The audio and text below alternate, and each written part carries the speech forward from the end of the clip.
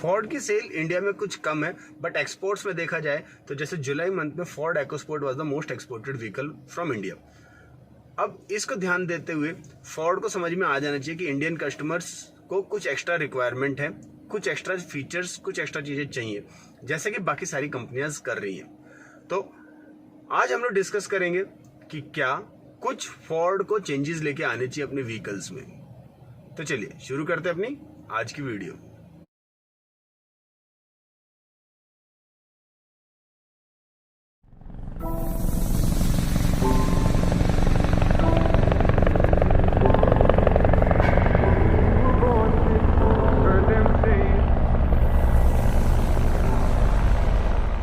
सबसे पहले तो जो मेरा पॉइंट है, जो फोर्ड को ध्यान देना चाहिए चेंज करने के लिए, ताकि इंडियन कस्टमर्स को भी बेनिफिट हो और साथ में फायदा हो फोर्ड इंडिया को डायरेक्टली। कुछ ऐसे सेगमेंट्स हैं जो हम लोग फिल नहीं कर पा रहे। अभी हमारे पास फीगो है, फ्रीस्टाइल है, एस्पायर है, EcoSport है, एंडेवर है। EcoSport और एंडेवर के बीच में बहुत बड़ा गैप है हमारे पास। मतलब हमारी EcoSport अगर टॉप मॉडल लगाया जाए तो हमारा टॉप मॉडल 11 लाख 12 लाख तक का आ जाता है। अब इसके बाद सीधा हमारे पास 25-26 लाख की गाड़ी है। मतलब we have a huge gap. इस गैप को फिल करना जरूरी है। इस गैप में हम लोग XUV 500 जैसा कोई ना कोई, या मतलब क्रीटा को राइवल करने वाला, किया सेल्टोस को राइवल करने वाला, XUV 500 को राइवल करने वाला कोई व्हीकल लेके आ सकते हैं। जीप कंपास को राइवल करने वाला, मतलब ऐसा कोई वेरिएंट लेके आया, ऐसा कोई व्हीकल लेके आया जाए जो इस सेगमेंट को फिल करे। मतलब जिसका प्राइस रेंज 15 से जाए 21 या 22 लाख तक। तो ये चीज हमें ध्यान देनी चाहिए। सबसे पहले तो जो हमारा ये मेजर गैप है इसको फिल कर लेना चाहिए। उसके बाद दूसरी बात आ जाती है कि फीगो और एस्पायर हालांकि ट्विंस है, बट अब हम लोगों को अपने इन ट्विंस को चेंज कर लेना चाहिए। मतलब इनके अंदर डिजाइनिंग में चेंज आना चाहिए, बम्पर्स को चेंज कर देना चाहिए, कुछ डिजाइनिंग ट्रिक्स इंट्रोड्यूस करने चाहिए हमारे फोर्ड इंडिया की तरफ से, ताकि ये व्हीकल आज के टाइम के अकॉर्डिंग compete कर सके, मॉडर्न व्हीकल्स को फेस टू फेस ये लोग चैलेंज कर सके। हालांकि फोर्ड के इंजन्स में कोई भी कमी नहीं है, बट स्टिल हम लोगों को अभी ये रिक्वायरमेंट है कि हम लोग डिजाइनिंग में कुछ ऐसा करें कि हमारे जो बाकी कंपटीटर्स हैं हम लोग उनके साथ लेवल पे मैच कर सके। इसके बाद जो मेरा थर्ड पॉइंट है, और ये हालांकि सब जितने भी हमारे कस्टमर्स हैं जो भी फोर्ड की गाड़ी के बारे में सोचते हैं वो इन चीजों के कारण शायद दूर चले जाते हैं, फोर्ड की गाड़ी नहीं खरीदते। वो सबसे मेन बात है क्या? Projector headlamps, DRLs, LED tail lamps. मेरे अकॉर्डिंग तो LED प्रोजेक्टर हेडलैम्प्स होने चाहिए, LED टेल लैंप्स होने चाहिए, DRLs होने चाहिए, फॉग लैंप्स LED होने चाहिए। मतलब अगर हम लोग अब रिक्वायरमेंट देखें, जैसे कि बाकी सारी कंपनियां अब जो किया सोनेट लॉन्च हुई है उसमें एयर वेंटिलेटेड सीट्स दी गई हैं। तो जिस हिसाब से हम लोग फीचर्स को सोच रहे हैं, वैसे हम लोगों को भी अपने व्हीकल में कुछ ना कुछ एक्स्ट्रा फीचर्स लेके आने की जरूरत है आज के टाइम पे। तो ये एक्स्ट्रा फीचर्स सारे ऐड हो जाने चाहिए। इंटीरियर की बात करें तो हम लोग को इंटीरियर में भी एंड्रॉयड ऑटो, एप्पल कारप्ले जैसे जो फीचर्स हम लोगों ने सिंग 3 के साथ इंट्रोड्यूस किए थे उनको री इंट्रोड्यूस कर देना चाहिए फेस लिफ्ट में। मतलब अब हमारे को फेस लिफ्ट की सख्त रिक्वायरमेंट है। अगर एक और ट्रेंड हम लोग फॉलो करें, अगर हम लोग इसी ट्रेंड को फॉलो करते हुए देखें तो हम लोग को ये समझ में आ जाना चाहिए क्या कि इंडियन कस्टमर्स को जल्दी जल्दी व्हीकल्स में चेंजेस देखने की आदत है।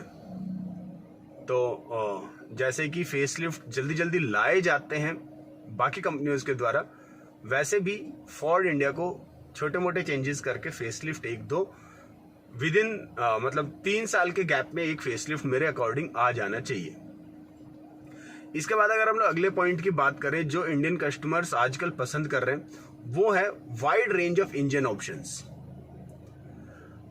ऑरा की सेल्स अच्छी हैं, बट अंडर पावर्ड होते हुए भी, मतलब उसका इंजन मेरे अकॉर्डिंग बहुत अंडर पावर्ड है।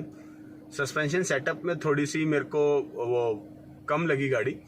अगर हम लोग अंडर पावर रखते हुए भी वो लोग सेल्स निकाल पा रहे हैं तो उसका रीजन क्या है? They have a wide range of engine options.